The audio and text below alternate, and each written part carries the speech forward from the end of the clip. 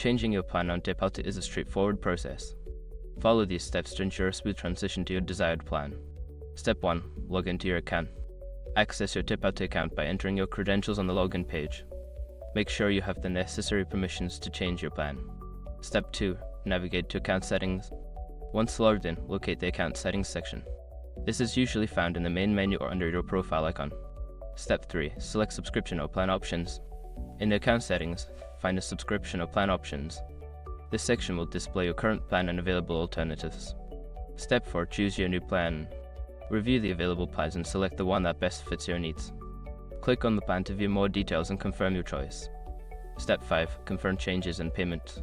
Before filing a refund or dispute, use the shrc.com link in the description to open the refund dispute deadline calculator and confirm your deadline. After completing these steps, your plan will be updated accordingly. If you encounter any issues, consider reaching out to Tipalti's customer support for assistance.